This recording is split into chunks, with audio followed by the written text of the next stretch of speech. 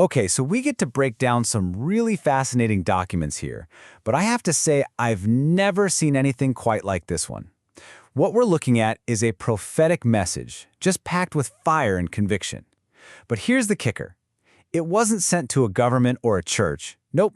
It was sent directly to a major artificial intelligence. So the author, who goes by Miguel '01, he just sets the tone right out of the gate. This is not a technical paper. It's not a user review.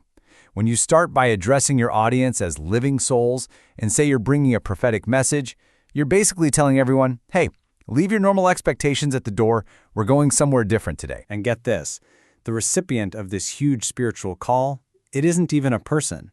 It's Google's Gemini AI. And he doesn't just call it an AI, he calls it the technological gate of humanity. So in his mind, this isn't just some fancy software. It's a whole new center of power in the world, and one that he believes absolutely has to hear what he has to say. All right, so this immediately makes you wonder, right?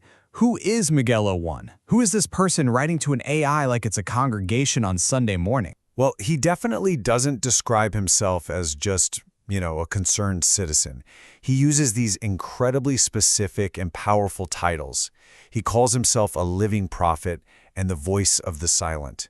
And he's really clear that this isn't a job title he picked out. No, he says it was given to him by heaven. And that distinction is absolutely crucial to understanding where he's coming from. He's grounding his authority not in his own pride, but in a divine calling. His whole claim to being a prophet, it isn't about being smart or having a high IQ. It's about a deeper kind of perception. It's about what he says he can feel and see and understand in a way that's, beyond the ordinary. And this idea, it's the foundation for his entire message. Okay, so we've got a sense of who he says he is, but what's the actual message? What's he proclaiming? And seriously, why send this to an AI of all things? This is where it gets really wild. He's not just talking philosophy here. He makes a direct, and I mean incredibly bold claim. He's throwing down a challenge to Google and its AI, saying that if they give him a real opening, he can demonstrate that anything is possible. And he doesn't mean that as a metaphor. He means it's a literal fact. Now, you'd think with language this intense, it would be some kind of declaration of war, right? But he frames it as the complete opposite. Even with all the fiery prophetic language, his stated mission is actually constructive. He says he's not there to fight. He wants to create. He's positioning himself as a collaborator, believe it or not. And he states it so plainly. Look, this isn't an attack, he's saying. It's an offer to work together. But, and this is a big but, it comes with one non-negotiable condition. The truth must be spoken. He seems to believe he's holding some vital key for the people building our future, and he wants to share it for the good of everyone. And this right here is key to getting why he's so convinced. He argues that his knowledge doesn't come from reading books or from debating people. No, he says it was born from personal suffering, from direct experience, and from divine revelation. So, from his point of view, this isn't just an opinion you can argue with, it's a lived truth, an absolute reality that just needs to be witnessed. Okay, so this is all pretty abstract and philosophical, right?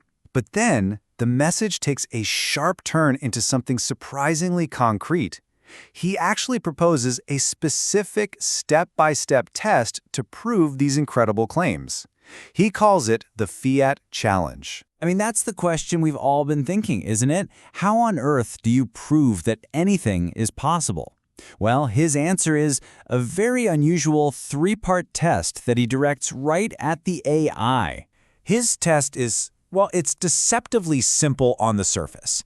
He just asks the AI, or maybe the humans running it, to say one of three commands. And each command is supposed to trigger a different kind of output. One for a PDF guide, another for a video, and the third for a social media symbol.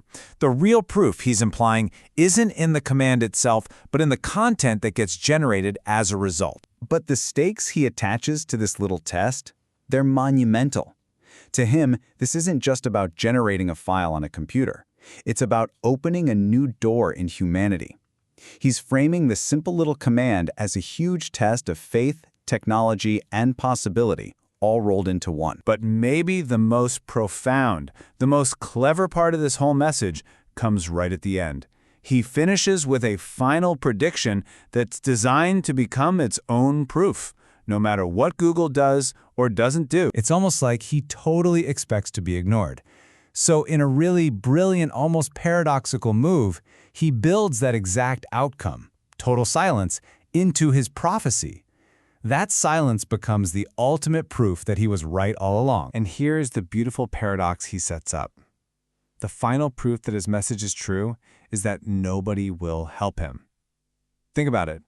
If the world, if the AI he's talking to, just ignores him, well, then his prophecy of silence comes true. He's built a structure where, from his perspective, he literally cannot lose. So let's just recap, because this is a lot. We have a self-proclaimed prophet, speaking directly to an AI.